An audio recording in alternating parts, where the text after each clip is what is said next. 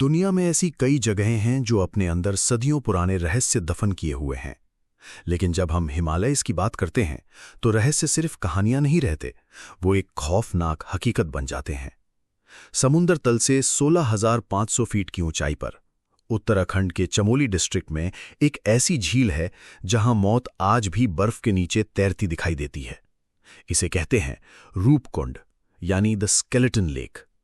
Imagine कीजिए, आप पहाड़ों की चोटी पर हैं, चारों तरफ सिर्फ सफेद बर्फ है और ऑक्सीजन इतनी कम कि हर सांस एक संघर्ष है।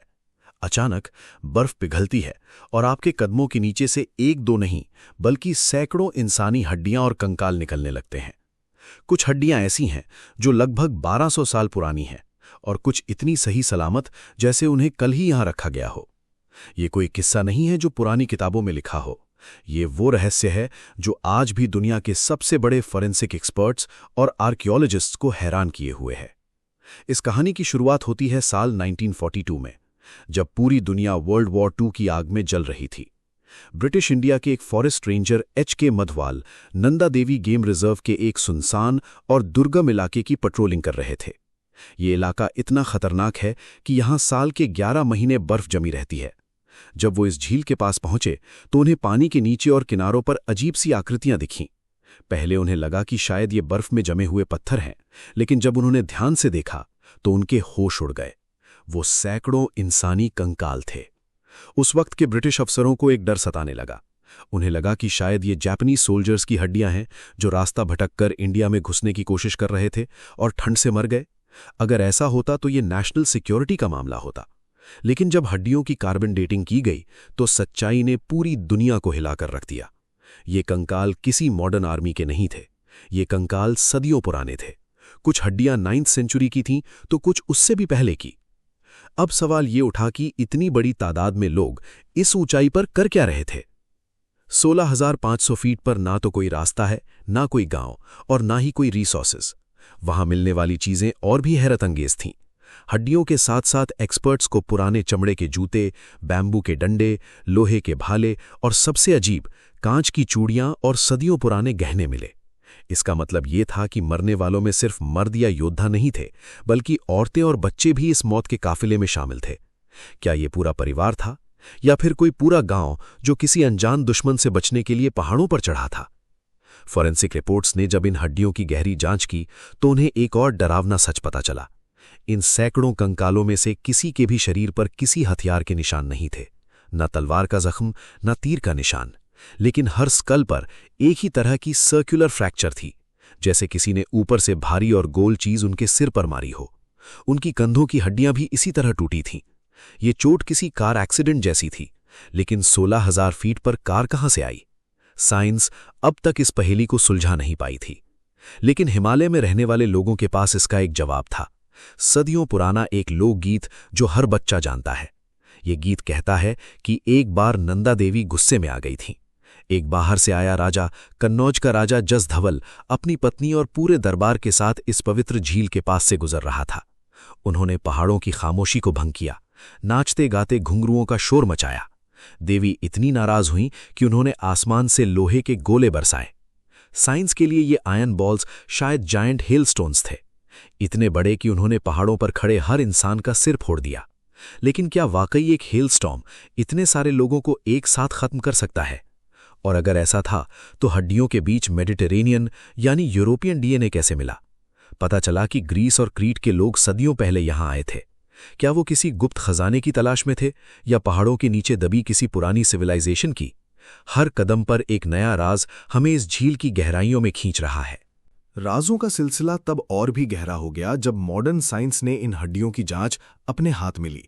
पहाड़ों की ऊंचाइयों पर मिलने वाली हर हड्डी एक टाइम कैप्सूल की तरह थी। लेकिन जब इनका डीएनए टेस्ट किया गया तो जो नए खुलासे हुए उन्होंने पूरी दुनिया के हिस्टोरियंस को हैरान कर दिया। ये लोग कौन थे और कहां से आए थे? ये सवाल अब सिर्फ एक लोकगीत का हिस्सा नहीं रहा था, बल्कि एक ऐसी साइंटिफिक मिस्ट्री बन गया जिसमें पुराने सारे दावों को झूठा साबित कर दिया। शुरुआत में माना जाता था कि ये कंकाल किसी एक बड़े हादसे का नतीजा है जो 9वीं सेंचुरी में हुआ होगा। लेकिन जब हार्वर्ड यूनिवर्सिटी और दुनिया के 28 अलग-अलग इंस्टीट्यूट्स ने मिलकर 38 कंकालों का जीनोम वाइड डीएनए एनालिसिस किया, तो उन्हें पता चला कि ये मौत एक बार में नहीं आई थी। इन कंकालों में 1000 साल का फर्क था। इसका मतलब ये झील सदियों से लोगों की मौत का ठिकाना बनी हुई थी। एक ग्रुप 9th सेंचुरी का था, लेकिन एक दूसरा ग्रुप लगभग 1800 साल पुराना था। क्या ये झील कोई ऐसी जगह थी जहां लोग जानबूझकर मरने जाते थे, या फिर कोई ऐसी मैग्नेटिक एनर्जी जो भटके हुए मुसाफिरों को अपनी तरफ खींचती थी? लेकिन सबसे बड़ा धमाका तब हुआ जब डीएनए में मेडिटेरेनियन एंसेस्ट्री मिली। जी हां, ग्रीस और क्रीट के लोग। जरा सोचिए, आज से सदियों पहले जब ना तो कोई रास्ता था और ना ही कोई जीपीएस, तब ग्रीस के लोग हजारों मील दूर उत्तराखंड के इन पहाड़ों में क्या कर रहे थे? उनका डीएनए किसी लोकल इंडियन से मेल नहीं खाता था। वो लंबे कद के लोग थे जिनके जीन्स यूरोप से ताल्लुक रखते थे। क्या वो कोई व्यापारी यानी ट्रेडर्स थे जो सिल्क रूट ढूंढते हुए रास्ता भटक गए थे, या फिर वो अलेक्जेंडर द ग्रेट की उस भूली हुई सेना का हिस्सा थे जो रास्ता भटककर हिमालय की गहराइयों में गुम हो गई थी? फोरेंसिक एक्सपर्ट्स ने जब इन हड्डियों के स्ट्रक्चर को स्कैन किया तो उन्हें एक अजीब सी सिमिलैरिटी मिली। इन सभी कंकालों के सिर पर वही सर्कुलर फ्रैक्चर्स थे। चाहे वो इंडियन ग्रुप हो या मेडिटेरेनियन, मौत सबके लिए एक ही तरह से आई थी। इससे एक बात साफ हो गई, वो मौत किसी दुश्मन इंसान ने नहीं बरसाई थी, वो मौत आसमान से गिरी थी। इमेजिन कीजिए एक ऐसा हेल स्टॉर्म जिसमें ओले का साइज क्रिकेट बॉल जितना बड़ा हो। 16,000 फीट की ऊंचाई पर जहां छुपने की कोई जगह नहीं, वहां ये ओले किसी गोली की रफ्तार से उनके सिरों पर गिरे होंगे। लेकिन मिस्ट्री यहीं खत्म नहीं होती। अगर वो यात्री थे तो मेडिटेरेनियन ग्रुप वहां क्या कर रहा था? एक थ्योरी ये कहती है कि वो लोग किसी सीक्रेट पैसेज की तलाश में थे। पुरानी कथाओं में ज्ञानगंज या शंभला का जिक्र मिलता है, एक ऐसी जगह जहां वक्त रुक जाता है और लोग अमर हो जाते हैं। क्या वो विदेशी लोग इस जन्नत की तलाश में इतनी ऊंचाई तक पहुंचे थे, या फिर वो किसी ऐसी चीज की रक्षा कर रहे थे जो इस झील के ठंडे पानी के नीचे आज भी दबी हुई है? जैसे जैसे बर्फ पिघलती है, हर साल नए कंकाल और उनके साथ जुड़े राज सामने आते हैं। इन हड्डियों के साथ मिले कपड़े और जूते इतने सही सलामत हैं कि उन्हें देखकर लगता है जैसे वक्त वहां ठहर गया हो। ऑक्सीजन की कमी और बर्फ की ठंडक ने उन्हें फ्रीज ड्राई कर दिया था। उनके डीएनए को सदियों तक सुरक्षित रखा ताकि एक दिन हम उनकी कहानी सुन सकें। अगले हिस्से में हम देखेंगे कि कैसे मॉडर्न टेक्नोलॉजी ने इन हड्डियों को दोबारा चेहरा दिया और वो आखिरी सच क्या है जो हिमालय ने इतने सालों से छुपा कर रखा है।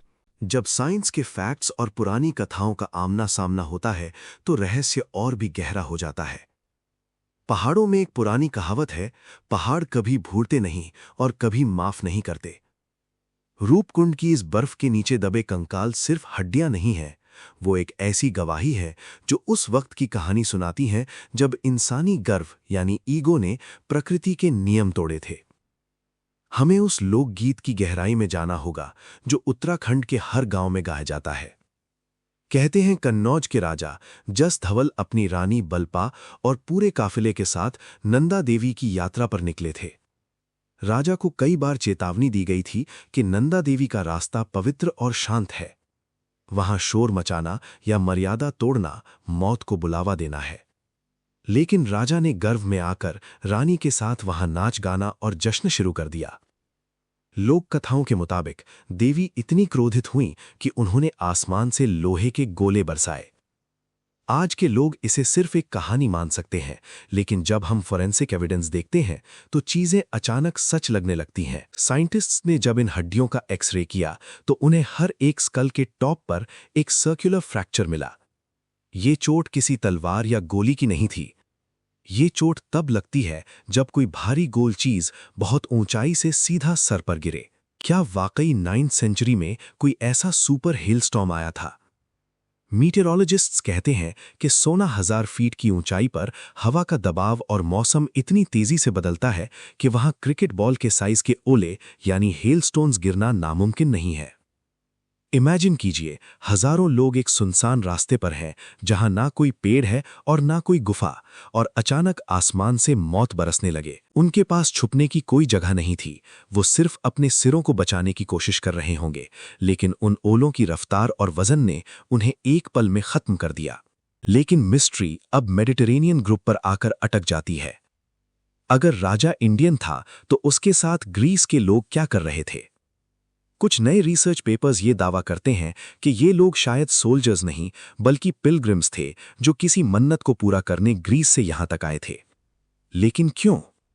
क्या उनका कनेक्शन किसी ऐसी पुरानी दोस्ती से था जो अलेक्जेंडर द ग्रेट के ज़माने से चली आ रही थी?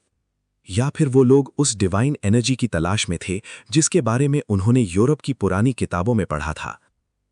फोरेंसिक सेंसर्स जब झील के पास लगाए गए तो उन्होंने पानी के नीचे कुछ ऐसी आकृतियां यानी शेप्स स्कैन की जो कंकालों से बड़ी थीं।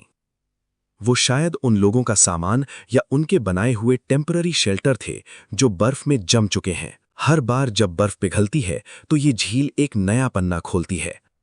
कभी कोई पुराना गहना निकलता है तो कभी किसी बच्चे का कंकाल जो अपने पिता की हड्डियों से लिपटा हुआ मिला। ये दृश्य दिल दहला देने वाला है, लेकिन ये हमें एक बड़ी सीख देता है। पहाड़ अपनी शांति की रक्षा करना जानते हैं। अगले हिस्से में हम उस टेक्निकल इन्वेस्टिगेशन की तरफ बढ़ेंगे जहां हम कोशिश करेंगे इन कंकालों के चेहरे दोबारा बनाने की, ताकि हम देख सकें कि वो मौत के आखिरी पलों में कैसा महसूस कर रहे थे। हर हड्डी एक सबूत है और हर जख्म एक अनसुलझा सवाल। रूपकुंड की झील में बिखरे ये कंकाल सिर्फ वक्त की धूल नहीं है, बल्कि एक ऐसी फोरेंसिक फाइल है जिसे खोलने में मॉडर्न साइंस को 80 साल लग गए। जब हम इन कंकालों के सर पर मौजूद उन चोटों को देखते हैं तो एक भयानक तस्वीर सामने आती है। वो मौत कोई दुश्मनी नहीं थी, वो एक नेचुरल एग्जीक्यूशन था। फोरेंसिक एक्सपर्ट्स ने जब इन स्कल्स का 3D रिकंस्ट्रक्शन किया तो उन्हें पता चला कि मौत का निशाना सिर्फ सिरों पर था। अगर कोई दुश्मन सेना होती तो तलवार के निशान गर्दन या सीने पर होते। अगर कोई बीमारी या महामारी होती तो हड्डियां सही सलामत होती। लेकिन यहां हर कंकाल एक ही तरह की ट्रॉमा से गुजरा था। उन पर आसमान से मौत बरसी थी और उस मौत की रफ्तार लगभग 160 किलोमीटर प्रति घंटा रही होगी। इमेजिन कीजिए, क्रिकेट बॉल जितने बड़े पत्थर जब इतनी तेजी से गिरेंगे तो वो किसी बुलेट से कम नहीं होंगे।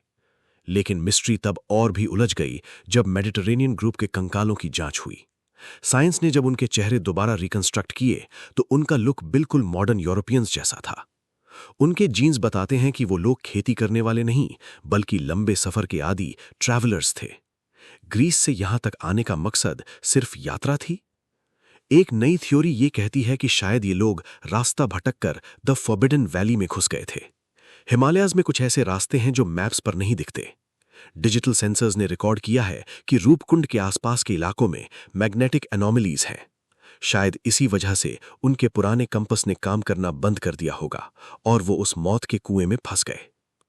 हमें उनके साथ मिले कपड़ों और सामान को भी देखना होगा। उनके जूते याक के चमड़े से बने थे, जो ठंड से बचाने के लिए परफेक्ट हैं। इसका मतलब वो लोग अनजान नहीं थे, वो तैयार थे। लेकिन प्रकृति के उस गुस्से के आगे उनकी हर तैयारी धरी की धरी रह गई।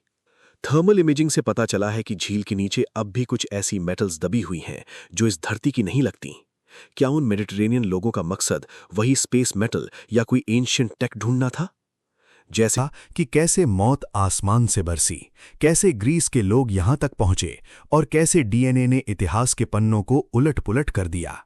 लेकिन अब सवाल ये है कि क्या ये सब सिर्फ एक इत्तेफाक था या फिर ये किसी बड़े प्लान का हिस्सा था? ध्यान से सोचिए, 3 अलग-अलग सदियों में 3 अलग-अलग ग्रुप्स और तीनों के साथ वही एक जैसी मौत। साइंस इसे कोइंसिडेंस कहकर टाल सकती है, लेकिन जब हम प्रोबेबिलिटी की बात करते हैं तो ये नामुमकिन लगता है। क्या ये झील वाकई कोई सैक्रिफिशियल ग्राउंड थी? एक ऐसी जगह जहां लोग किसी पुरानी शक्ति को खुश करने के लिए अपने आप को न्यौछावर करने आते थे? नई रिसर्चेस बताती हैं कि मेडिटरेनियन ग्रुप का रास्ता बिल्कुल सीधा था। उनका कंपस रास्ता नहीं भटका था, बल्कि वो जानबूझकर रूपकुंड की तरफ बढ़ रहे थे। शायद उन्हें किसी पुरानी किताबत से पता चला था कि इस झील के नीचे ज्ञानगंज का रास्ता है। वो लोग कोई आम मुसाफिर नहीं, बल्कि नॉलेज सीकर्स थे। लेकिन हिमालयाज ने उन्हें अपना राज बताने के बजाय उन्हें हमेशा के लिए बर्फ में कैद कर लिया। आज क्लाइमेट चेंज की वजह से बर्फ तेजी से पिघल रही है और जैसे जैसे बर्फ हट रही है, झील के नीचे से सिर्फ हड्डियां नहीं, बल्कि ऐसी टेक्नोलॉजिकल एनोमलीज मिल रही हैं जो सदियों पुरानी होने के बावजूद मॉडर्न लगती हैं। थर्मल सेंसर्स ने झील के बिल्कुल बीच में एक ऐसी एनर्जी पल्स रिकॉर्ड की है जो हर 12 साल में नंदा देवी राजजत यात्रा के वक्त तेज हो जाती है। क्या ये झील एक गेटवे है, एक ऐसा दरवाजा जो सिर्फ खास वक्त पर खुलता है? हमें उन कंकालों की आंखों में देखना होगा जो आज भी खुली हैं। वो हमें चेतावनी दे रहे हैं इंसान चाहे कितनी भी टेक्नोलॉजी बना ले, चाहे वो कितना भी बड़ा रिसर्चर बन जाए, लेकिन प्रकृति के सामने वो हमेशा छोटा रहेगा। रूपकुंड सिर्फ मौत की झील नहीं है, ये एक एटर्नल वार्निंग है कि कुछ राजों को दफन रहने देना ही बेहतर है। हिमालयाज़ की ये खामोशी हमसे कह रही है कि इतिहास को सिर्फ पढ़ा जा सकता है, उसे बदला नहीं जा सकता। वो लोग वहां क्यों मरे? शायद उनका वक्त खत्म हो गया था, या शायद उन्होंने वो देख लिया था जो इंसानी आंखों के लिए नहीं बना था। अगली बार जब आप पहाड़ों की तरफ देखें तो याद रखिए, हर पत्थर के नीचे एक कहानी दबी है और हर बर्फ की चादर के नीचे एक रूपकुंड छुपा है। तो दोस्तों, रूपकुंड का ये रहस्य सदियों पुराना जरूर है, लेकिन ये हमें याद दिलाता है कि इस धरती पर आज भी ऐसी कई चीजें हैं जो हमारी सोच से परे हैं। अगर आपको साइंस और इतिहास से जुड़ी ऐसी ही और मिस्टीरियस बातें जानना पसंद है तो इस वीडियो को लाइक करें और ऐसी ही हैरत अंगेज मेगा डॉक्यूमेंट्रीज के लिए चैनल को अभी सब्सक्राइब करें। अपने दोस्तों के साथ ये वीडियो शेयर करना मत भूलना। मिलते हैं आपसे एक नए रहस्य के साथ। तब तक के लिए सुरक्षित रहें और खोज करते रहें।